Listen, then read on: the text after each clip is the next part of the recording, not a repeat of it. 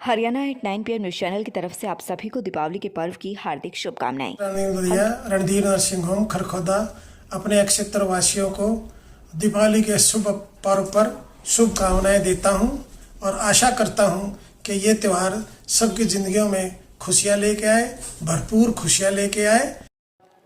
बेशक एनसीआर में पटाखों पर पूरी तरह से बैन था और पटाखों को फोड़ने पर भी पूरी तरह से बैन लगाया गया था। पटाखों की खरीद फरोख्त पर भी पाबंदी थी क्योंकि एनसीआर में सोनीपत का प्रदूषण लेवल पहले ही हाई अलर्ट पर है। लेकिन बात अगर खरखुदा की करें तो खरखुदा में पिछले कई दिनों से लगातार पटाखे फोड़ना आम बात है। कई दुकानों पर चोरी छिपे पटाखे बेचे भी गए हैं। हालांकि पिछले कई वर्षों का स्टॉक दुकानदारों के पास था, उसी पटाखे को बाजार में बेचा गया है। खैर जो भी हो, पटाखों से जो प्रदूषण होता है उस प्रदूषण का सामना हम सभी को करना पड़ता है। इसलिए पटाखों को फोड़ने से होने वाले नुकसान के बारे में अभी लोगों को और अधिक जागरूक होना है ताकि आने वाले समय में पटाखों पर पूरी तरह से पाबंदी लगे और पटाखे फोड़ने पर भी पूरी तरह से पाबंदी लगानी होगी ताकि प्रदूषण से होने वाले नुकसान से बचाया जा सके, क्योंकि प्रदूषण के कारण सांस व दमा के रोगी निरंतर बढ़ रहे हैं। किसानों के साथ दिवाली मनाने सोनीपत के कुंडली सिंघू बॉर्डर पहुंचे पंजाबी गायक बब्बू मान। किसान मोर्चा के मंच से उन्होंने कहा कि आंदोलन कितने ही दिन चले, बस हमें जीत कर जाना है। उन्होंने मोदी की तरफ इशारा करते हुए कहा कि हारे हुए खिलाड़ी हैं, कुर्सी की पावर से अहंकारी हो गई हैं, अहंकार खत्म हो जाना है। किसान तो अनाज पैदा कर खा लेगा, पर उनका क्या जो अनाज पैदा ही नहीं कर सकते। जो व्यक्ति एक बार 10,000 का लोन लेगा और उसको आसान किश्तों में अदा कर देगा, उसे फिर बढ़ाकर दोबारा से लोन दिया जाएगा। इस तरह से अगर व्यक्ति लगातार अपनी किश्त समय पर भरता रहा तो उसे ज़्यादा अमाउंट का लोन भी दिया जा सकता है। इसलिए कोई भी खरखुदा वासी जो इसके लिए पात्र है, केवल एक आवेदन करें और उसके खाते में पैसे ट्रांसफर कर दिए जाएंगे। प्रधानमंत्री स्ट्रीट वेंडर्स आत्मनिर्भर निधि नाम से एक योजना शुरू की गई है। इसे प्रधानमंत्री स्वनिधि योजना PM स्वनिधि स्कीम भी कहते हैं। खरखुदा नगरपालिका सचिव नवीन कुमार ने बताया कि सड़क किनारे ठेले या रेहड़ी पटरी पर दुकान चलाने वालों को यह लाभ दिया जाएगा। फल सब्जी, लॉन्ड्री, सैलून और पान की दुकानें भी श्रेणी में शामिल की गई हैं। इन्हें चलाने वाले को भी यह लोन ले दिया जा सकता है। इस स्कीम के तहत हर स्ट्रीट वेंडर 10,000 रुपये तक लोन ले सकता है। इस राशि की रेहड़ी पटरी वाले 1 साल के भीतर किश्त में लौटा सकते हैं।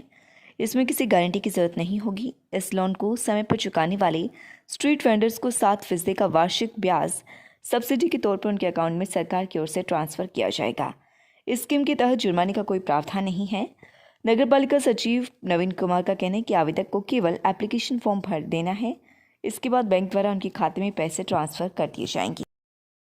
सरकार द्वारा चलाई जा रही PM स्वनिधि योजना के अंतर्गत रेहड़ी संचालकों और स्ट्रीट वेंडरों को सरकार द्वारा 10,000 रुपये का लोन मुहैया करवाया जा रहा है, जिससे कि वो अपना कार्य कर सकें और इसके उपरांत वो 10,000 रुपये जमा करवाने के बाद उनकी जो लोन की लिमिट सरकार द्वारा बढ़ाई जाती है।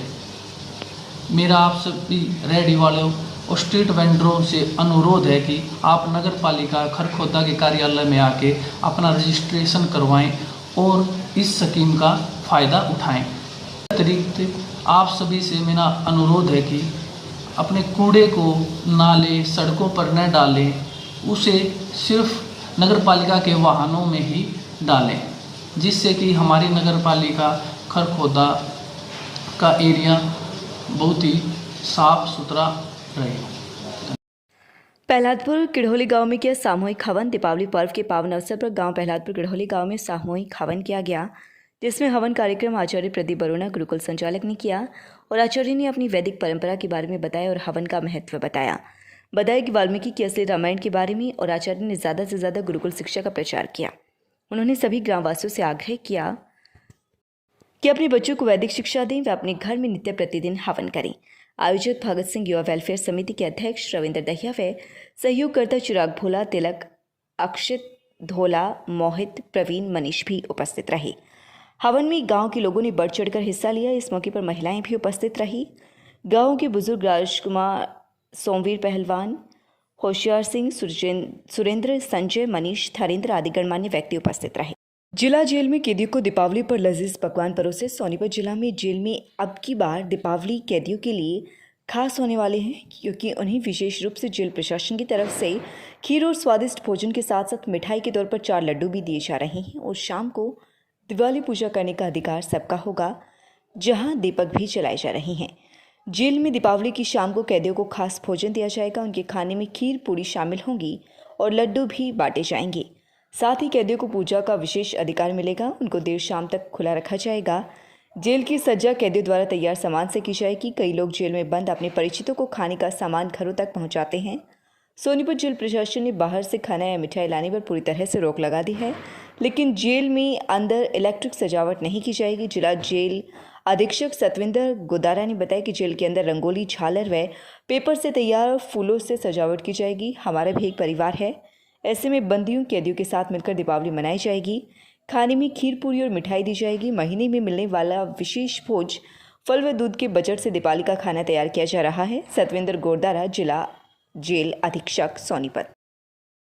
पर्व पर आज माननीय महानिदेशक कारागार भरियार सरकार के आदेशानुसार मिठाई के रूप में सभी बंदियों को 4-4 लड्डू बांटे गए हैं और स्पेशल भोजन बंटवाया गया है। सफाई व्यवस्था पे और ज़्यादा ध्यान देकर सब ने मिलकर आज सफाई भी का स्पेशल अभियान चलाया है और सांस्कृतिक प्रोग्राम भी आज रखा गया है। दीपक जलाकर भी आज शाम को हम सजावट करेंगे और दीपक जलाकर यहाँ जेल में आज शाम को दीपावली का पर्व भी मनाएंगे।